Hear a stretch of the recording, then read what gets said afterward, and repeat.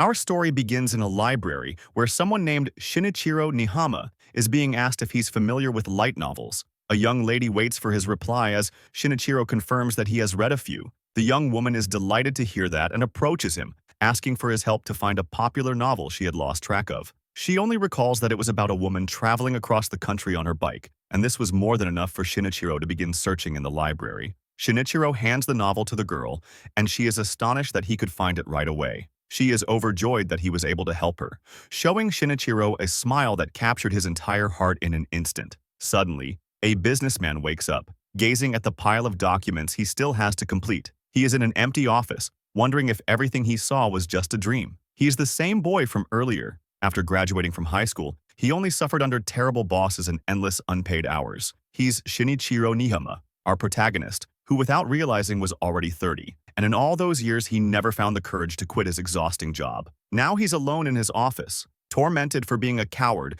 and not being able to remember a single joyful memory from his miserable life. However, he looks at his phone and recalls that there was actually something. His eyes fall upon Haruka Shijoin in her graduation picture. She was his dream girl in high school and his inspiration. For Shinichiro, the brief words they shared were the most treasured moments of his life. However, now she's nothing more than a haunting memory after the incident that claimed her life. Shinichiro grows desperate beneath the mountains of pending documents. He feels like he has accomplished nothing in his life despite being 30, and blames himself for worrying his single mother and driving her to an early grave. He slams his desk, asking why all of that happened and what he did wrong. If he had known how precious his time at high school was, he would have done everything to achieve his dreams.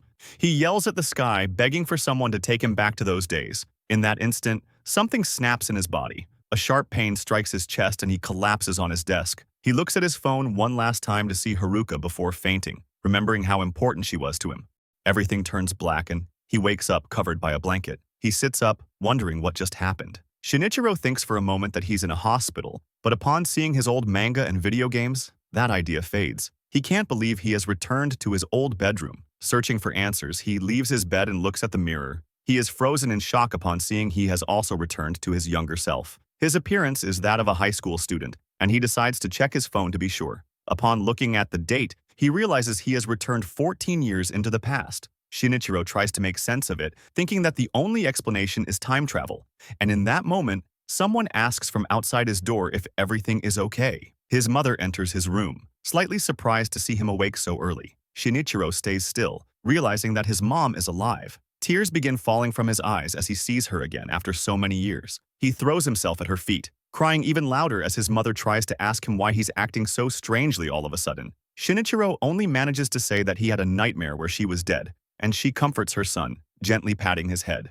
After a while, Shinichiro heads to school wearing his old uniform, thinking that a 30-year-old man returning to classes must be a joke. However, he realizes that now that he's in the past, he will relive his life again and can use this as his second chance to shape his future. Now he knows what he must do. He must work to improve himself, strive to obtain everything he ever wanted, and fix all the things that went wrong. First, he wants his mom not to worry anymore and promises he definitely won't get involved with exploitative companies. Shinichiro feels like there was still something else he needed to do, and in that instant, a familiar voice calls out to him. A smiling Haruka approaches him like an angel, the girl that even after all those years he could never forget. He is aware that they never had a happy ending, but now, a new story is unfolding before his eyes.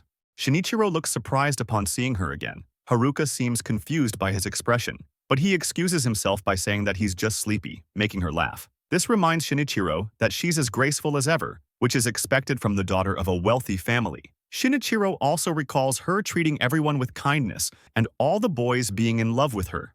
When Haruka graduated college, she joined a company and impressed everyone with her beauty and efficiency. However, this also brought envy from her female colleagues, leading to relentless bullying that gradually damaged her mental state. Time passed, and when she was 25, her body was discovered in her apartment, where she had apparently taken her own life. Shinichiro read the tragic news while at work, devastating him even more in his already miserable life. But now that he has returned to the past, he vows to save her and change the future. Shinichiro decides to continue their conversation, mentioning that Haruka looks full of energy. With a smile, she reveals that she spent all night reading light novels and had to use all her willpower to get out of bed. Upon seeing the novel she was reading, Shinichiro tells her that volume is one of the best, and Haruka is glad to see that someone else understands her, though something lingers on her mind for a while. Haruka mentions that she feels Shinichiro seems somewhat different from usual. He's usually quiet and not very talkative, making Shinichiro recall his old self. When he was younger, he lacked social skills, but at work he was forced to develop them in order to deal with clients.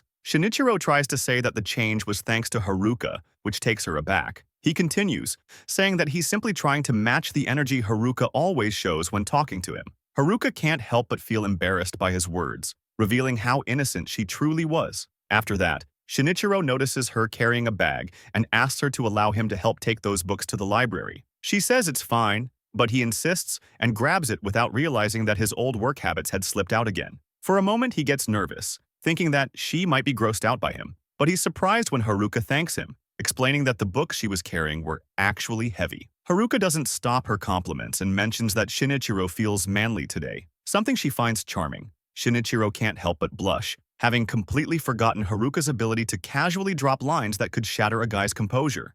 They keep walking together inside the school, drawing everyone's attention, but Shinichiro doesn't care. He only wants to enjoy the conversation with the girl in front of him. They finally part ways, and Haruka is already expecting to meet him after school. Shinichiro remembers that they used to spend time in the library. After all, it was the one thing they had in common. He enters his classroom and feels relieved by the view. Upon sitting at his desk and opening his books, he feels like he just opened a time capsule. Suddenly, a girl stands up and walks to the front of the class. She is Kazumihara Mitsuki, and she starts asking for suggestions for the school festival. Shinichiro realizes that he's in the year of the school festival, but he doesn't remember anything about it.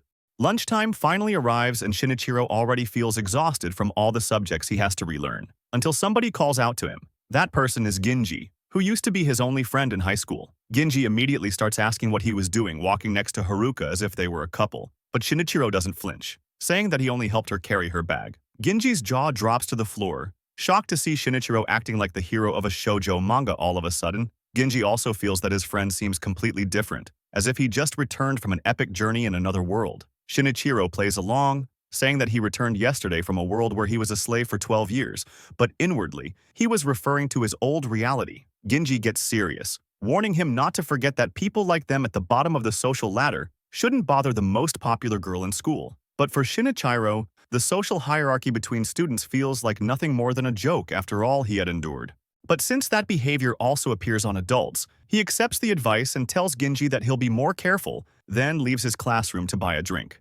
Shinichiro stands in front of the vending machine thinking that he won't let his life get ruined again by cowering before others, when suddenly someone calls him. The guy is apparently the school bully, and Shinichiro remembers he was called Hino. In the past, Shinichiro used to be one of the weak students Hino picked on, but now, he feels no fear at all standing in front of him. Trying to look intimidating, Hino tells him that he has no money for lunch and would like some of his. Shinichiro remains calm, saying that he has no reason to give him money, making Hino almost yell in surprise. Hino keeps trying to act tough, but Shinichiro shuts him down, saying he has no time to play gangster with him. He presses further, telling him that his looks are just decoration and nothing more. Hino grabs him by the shirt, yelling that he'll beat him up if he continues messing with him. The way he spoke made Shinichiro recall the threats from his old bosses, and compared to them, Hino was nothing.